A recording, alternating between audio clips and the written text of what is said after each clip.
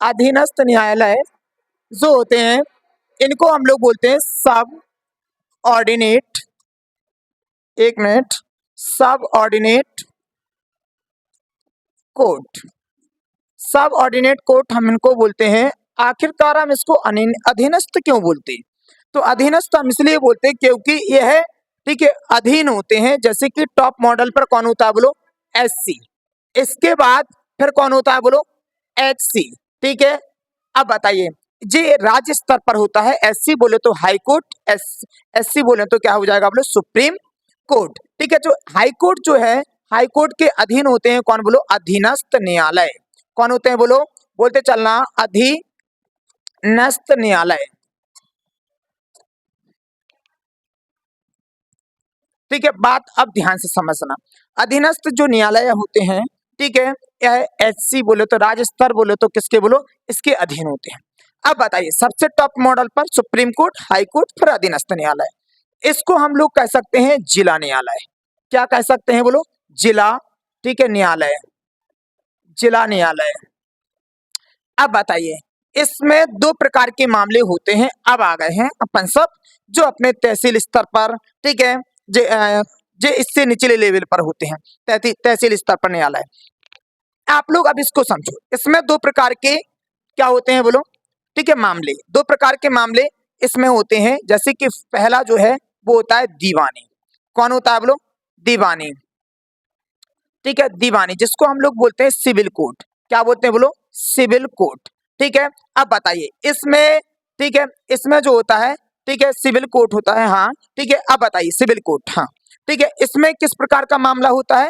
इसमें देखिए यहाँ पे, इसमें मामला जाता है केवल इस कोर्ट में, ठीक है, धन संपत्ति। ठीक है, धन संपत्ति। ठीक है, अब बताइए, धन संपत्ति कर। ठीक है, जैसे फॉर एग्जांपल मेरा कोई खेत जोत ले, तो बताइए यह मामला किस कोर्ट में जाएगा? ठीक है, सिविल कोर्ट में। यह मामला किस कोर्ट में जाएगा? सिविल कोर्ट में। ठीक है, किसी का किराया नहीं दे रहा, ठीक है, किसी का किराया नहीं दे रहा, तो किस में जाएगा बोलो? सिविल कोर्ट में। ठीक है, अब इसके बाद दूसरा मामला जो होता है वो होता है फौजदारी। क्या होता है बोलो? फौजदारी। ठीक है, अब बात आप ध्यान से समझना। फौजदारी को हम लोग बोलते हैं सेशन कोर्ट। फौजदारी मामला जो जाता है वो जाता है काय में बोलो? सेशन कोर्ट में, जिसको हम लोग सत्र न्यायालय बोलते हैं। ठीक है, तो बताइए काय में जाएगा बोलो? सेशन कोर्ट में। ठीक है, अब बताइए इसमें कौन कौन से मामले होते हैं? इसमें होता है जैसे कि अपराध। क्या होता है बोलो? अपराध। अपराध के बाद, ठीक है, मारपीट। कौन होता है बोलो? मारपीट। ठीक है, अब बताइए अपराध, मारपीट, डकैती, ठीक है, किसी को जान से मारना, मतलब अब आप समझ गए। इसमें अपराध में सब इंक्लूड है, जितने भी अपराध होते हैं। ठीक है, अब आप सब समझ गए हैं। तो ये जो है वो कौन से कोर्ट में जाएगा? मामला सेशन कोर्ट में। ठीक है, अब बात आपको, ठीक है, अधीनस्थ न्यायालय जो होते हैं उसका, ठीक है, स्ट्रक्चर आपको समझ में आया कि इसमें दो कोर्ट होते हैं। ठीक है, एक कोर्ट कौन सा होता है बोलो? फौजदारी, और एक कोर्ट होता है दीवानी मामलों से संबंधित। ठीक है, तो अब आप सबको क्लियर हुआ। एक बार मैं फिर से समझा रहा कि जो धन संपत्ति से होते हैं उसको हम लोग बोलते हैं दीवानी। ठीक है, दीवानी मामला, तो वो किस में जाएगा बोलो? सिविल कोर्ट में। ठीक है, इसमें क्या होता है इसको आप बहुत ध्यान से समझना। जैसे कि मेरा किसी ने खेत जोता, तो ये मामला कहाँ पे जाएगा? ये मामला जाएगा सीधा सिविल कोर्ट में। और उस जैसे ही मेरा खेत जोता और मैं उसको रोकने के लिए गया, तो उसने मुझे ही, ठीक है, पीट पाट दिया। ठीक है, तो फिर अब वो अपराध भी हो गया और दोनों हो गया। तो अब वो, ठीक है, इसके बाद अब वो, ठीक है, मामला काय में जाएगा बोलो? दोनों कोर्ट में जाएगा, फौजदारी में भी जाएगा और उसको जेल भी होगा और उसको फाइन भी देना पड़ेगा। ठीक है, तो अब आप सबको इतना क्लियर हुआ। ठीक है, अब आपको समझना है न्यायाधीश के बारे में। ठीक है, जिला, इसमें जो न्यायाधीश होते हैं, ठीक है, तो देखिए यहाँ पे जिले के सबसे बड़े न्यायाधीश को हम जिला न्यायाधीश कहते हैं। क्या कहते हैं बोलो? जिला न्यायाधीश।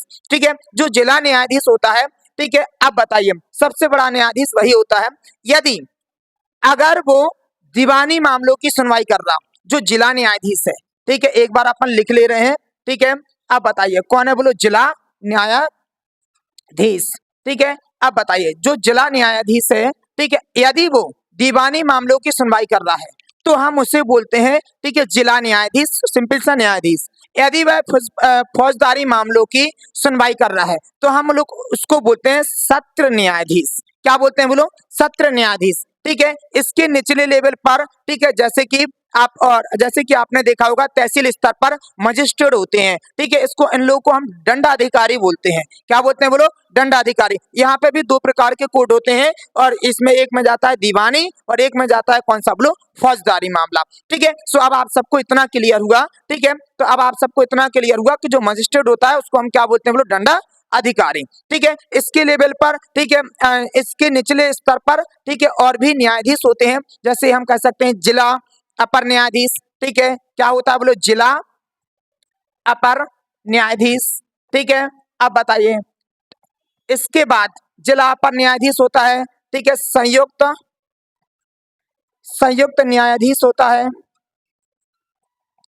इसके बाद, ठीक है, नगर दीवानी न्यायाधीश होते हैं, नगर दीवानी न्यायाधीश होते हैं। देखिए, कहीं कहीं मैंने न्यायाधीश होता है बोला, ठीक है, तो मेरे हिसाब से, ठीक है, रिस्पेक्टेड ही है, क्योंकि मैं केवल 3 जन को ही भगवान मानता हूँ, एक टीचर, एक डॉक्टर और एक लॉ, ठीक है। तो ये सब मेरे लिए भगवान है, ठीक है। तो मेरे लिए तो वैसे ही रिस्पेक्टेड है, ठीक है। चलिए, तो अब आप सबको क्लियर हुआ, ठीक है, कि जो जिला न्यायाधीश होते हैं उसके अंतर्गत इतने न्यायाधीश और होते हैं, ठीक है। अब हम देखिए यहाँ पे जिला न्यायाधीश समझे, ठीक है, हम इनके मामले समझे, ठीक है, कौन किस मामले में, ठीक है, कौन सा मामला किस कोर्ट में जाता है, ठीक है। अभी हम एक और वीडियो बनाएंगे जिसमें हम समझाएंगे पूरे जिला का कोर्ट का, ठीक है, स्ट्रक्चर, कैसे जज बैठते हैं, कैसे सुनवाई होती है, कहाँ वकील बैठते हैं, ठीक है। जो फिल्मों में जो आपने सीन देखा वैसा ऐसा कोर्ट यहाँ पर, ऐसा कोर्ट नहीं होते, ऐसे न्यायालय नहीं होते, ठीक है। तो हम आप सबको उस पर भी वीडियो बना के बताएंगे आपको एक, ठीक है। देखिए, ऐसा है कि अगर हम संविधान के हिसाब से चले तो हम बहुत अच्छे नागरिक हैं इस देश के लिए, ठीक है। यदि हमने संविधान का उल्लंघन किया तो अपराध, और उस पर पुलिस जो जिस पर काम करती है आईपीसी की धारा, जैसा अपराध करेंगे वैसी हम पे लगेगी धारा। इसके बाद जो जहां पर, ठीक है, न्याय होगा उसका, न्यायालय में उस पर सजा मिलेगी तो वो मिलती है सीआरपी, ठीक है, धारा से, ठीक है। तो वो कैसा अपराध किया, उस पर कौन सी सजा का प्रावधान है, ठीक है, वो न्यायाधीश, ठीक है, उसको सजा का प्रावधान करते हैं। तो इस प्रकार से हमें संविधान को अच्छे से पढ़ना है, ठीक है, आईपीसी की धाराओं को अच्छे से पढ़ना है, सीआरपी की धाराओं को अच्छे से पढ़ना है, ठीक है। तो आप संविधान अच्छे से पढ़ें तो आपको किसी भी चीज की आगे जरूरत पड़ने की नहीं है, क्योंकि संविधान से, अगर हम संविधान के अधीन है तो हमने कोई अपराध नहीं किया, ठीक है। चलिए, इसके बाद अब आप सब समझेंगे, ठीक है, जो जिला, ठीक है, बहुत इंपॉर्टेंट है यहाँ पे जिला न्यायाधीश की नियुक्ति, ठीक है। जो जिला, ठीक है, न्यायाधीश होते हैं, ठीक है, जिला न्यायाधीश जो होते हैं इनकी नियुक्ति कैसे होती, ठीक है। नियुक्ति तो देखिए यहाँ पे सुनिए, जिला न्यायाधीश की नियुक्ति जो है वो होती है, ठीक है, राज्यपाल द्वारा। किसके द्वारा होती है बोलो? राज्यपाल, ठीक है, द्वारा, राज्यपाल द्वारा होती है, ठीक है। लेकिन बात ध्यान से समझना, राज्यपाल द्वारा तो इनकी नियुक्ति होती है, ठीक है, और ठीक है, लेकिन एचसी बोले तो संबंधित राज्य के हाई कोर्ट, ठीक है, के परामर्श से होती है, ठीक है, मर्श से होती है, ठीक है, ध्यान रखना, ठीक है। तो एससी के परामर्श से राज्यपाल के द्वारा होती है इनकी नियुक्ति, ठीक है। नियुक्ति, पदोन्नति, पदस्थापना, ये सब किसके परामर्श से होती है बोलो? हाई कोर्ट के परामर्श से राज्यपाल के, संबंधित राज्यपाल के द्वारा, संबंधित राज्य के राज्यपाल के द्वारा, ठीक है। अब बताइए, ठीक है, ये जो जिला न्यायाधीश हैं, ठीक है, अब आपका टॉपिक है कि ये जब सजा, इनको कितनी पावर दी गई है, तो देखिए जो पावर उनके पास है वो पावर इनके पास भी है,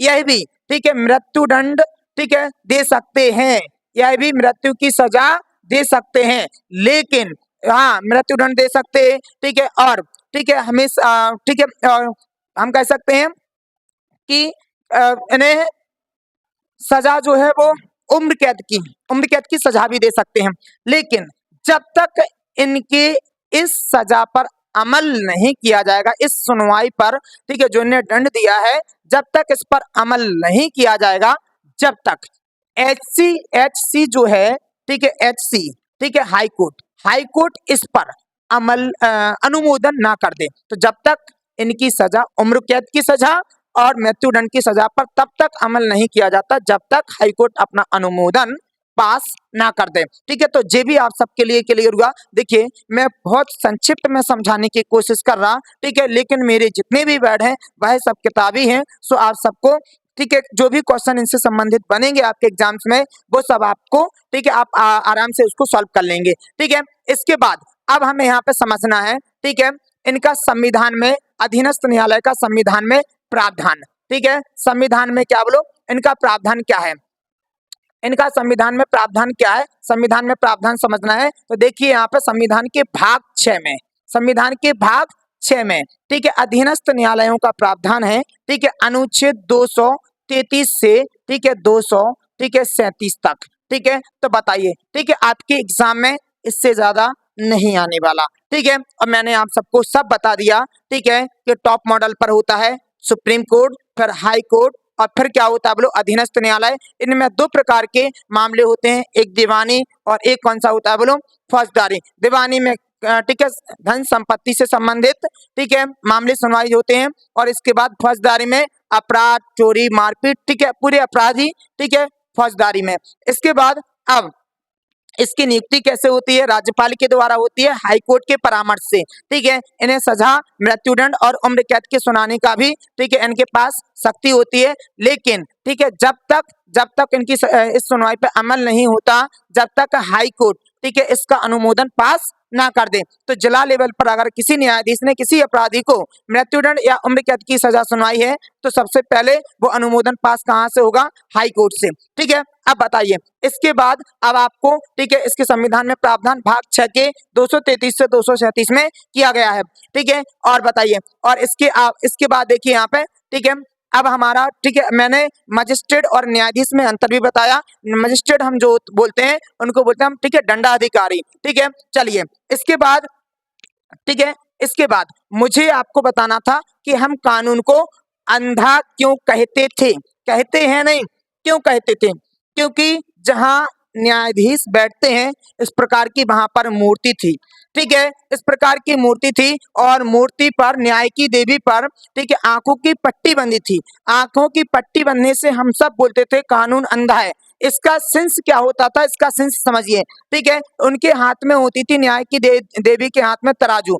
ठीक है, देखिए, केस अपोजिट होते हैं, दो व्यक्तियों के केस होते हैं। तो बताइए, जिसके अपराध ज्यादा, तो न्याय की देवी, ठीक है, जो है कानून अंधा है, उनको नहीं देखेगा। जिसके अपराध ज्यादा, जिसका अपराध का वेट ज्यादा, ठीक है, उसी को क्या मिलेगी बोलो, सजा और तलवार, ठीक है, कट। लेकिन अब सुप्रीम कोर्ट ने, ठीक है, इस मूर्ति का जगह इस मूर्ति का अनावरण किया है। ठीक है, अब तलवार इनके हाथ में है, आंखों से पट्टी हटा दी, आंखों से पट्टी हटा दी, और तलवार की जगह पर क्या ले लिया बोलो, ठीक है, संविधान। तलवार की जगह पे क्या ले लिया, संविधान। कि अब कानून अंधा नहीं है, अब कानून अंधा नहीं है, अब क्या हो गया है बोलो, ठीक है, न्याय की देवी के हाथ में है संविधान। सो लास्ट में यही कहेंगे कि राम न चले हनुमान के बिना, ये देश न चले ना संविधान के बिना। ठीक है, तो हम सब यदि संविधान के अधीन हैं, ठीक है, तो हम सब, ठीक है, एक भारत के लिए, ठीक है, बहुत अच्छे नागरिक हैं। संविधान का उल्लंघन करेंगे, ठीक है, तो अब आप सबको पता है कि आगे प्रावधान क्या है। तो चलते हैं, ठीक है, आप सबके लिए यही से जय हिंद। ठीक है, आप सब अपनी पढ़ाई अच्छे से कंटिन्यू करें, और ठीक है, नॉलेज लेते चलें। ठीक है, जय हिंद।